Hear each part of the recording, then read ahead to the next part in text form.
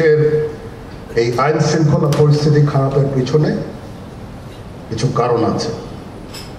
প্রথম কারণটা হচ্ছে যে আমরা নিজেরা হানাহানির মধ্যে ব্যস্ত, একজন আরেকজনের বিরুদ্ধে বিষোদ্গারে ব্যস্ত। এটা একটা চমৎকার সুযোগ অপরাধীদের জন্য। যেহেতু আমরা একটা অরাজক পরিস্থিতির মধ্যে বিরাজ করছি, তারা খুব ভালোভাবেই জানে যে এই সময় যদি এই সমস্ত অপরাধ করা যায় তাহলে এখান থেকে পরিত্রাণ পাওয়া সম্ভব। সেই কারণে এই অপরাধগুলো হচ্ছে। আমরা যদি সংগঠিত থাকি, একত্রিত থাকি, তাহলে অবশ্যই এটা সম্মিলিতভাবে মোকাবেলা করা সম্ভব হবে। Police, RAB, BGB, DGFI, NSI এগুলো দেশের জন্য অত্যন্ত গুরুত্বপূর্ণ কাজ করেছে অতীতে। খারাপ কাজের সাথে অসংখ্য ভালো কাজ করেছে। আজকে যে দেশের স্থিতিশীলতা, দেশটাকে যে এত বছর স্থিতিশীল রাখা হয়েছে, এটার কারণ হচ্ছে এই সশস্ত্র বাহিনীর বহু সেনা সদস্য, সিভিলিয়ান সবাই মিলে এই অর্গানাইজেশনগুলোকে, অসামরিক, সামরিক সবাই মিলে এই অর্গানাইজেশনগুলোকে এফেক্টিভ রেখেছে। সেই জন্য আজকে সুন্দর, এতদিন ধরে আমরা একটা সুন্দর পরিবেশ পেয়েছি। এর মধ্যে যারা কাজ করেছে, যদি অপরাধ করে থাকে সেটার শাস্তি হবে, অবশ্যই শাস্তি হতে হবে, না হলে এই জিনিস আবার ঘটবে।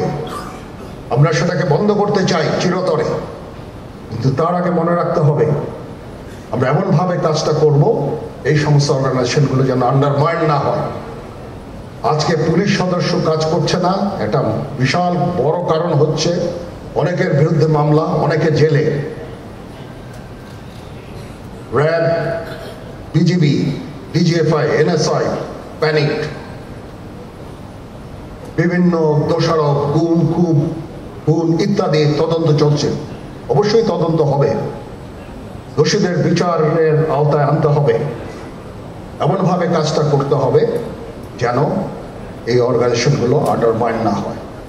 এই অর্গানাইজেশনগুলোকে যদি আন্ডারমাইন করে আপনারা মনে করেন যে দেশের শান্তি শৃঙ্খলা বিরাজ করবে, সবাই শান্তিতে থাকবেন, এটা হবে না, সেটা সম্ভব না। আমি আপনাদের পরিষ্কার করে বলে দিচ্ছি, এই দেশের শান্তি শৃঙ্খলা রক্ষার দায়িত্ব খালি সেনাবাহিনীর না। 2 লক্ষ পুলিশ আছে, বিজিবি আছে, র্যাব আছে, আনসার বিডিপি আছে, আমার আছে হচ্ছে 30,000 সৈন্য। এদেরকে আমি এই যে একটা বিরাট ভয়েড, আমি এই 30,000 সৈন্য দিয়ে আমি কিভাবে এটা পূরণ করব? 30,000 থাকে, আবার 30,000 চলে যায় ক্যান্টনমেন্টে, আরো 30,000 আসে। এটা দিয়ে আমরা দিন রাত আমরা চেষ্টা করে যাচ্ছি। এখানে যে সমস্ত উচ্ছৃঙ্খল কাজ হয়েছে সেটা আমাদের নিজস্ব তৈরি, এটা আমাদের নিজস্ব ম্যানুফ্যাকচার, আমরা নিজস্ব এইগুলো তৈরি করেছি। এই বিপরীতমুখী কাজ করলে দেশে কখনো শান্তি শৃঙ্খলা আসবে না, এই জিনিসটা আপনাদের মনে রাখতে হবে।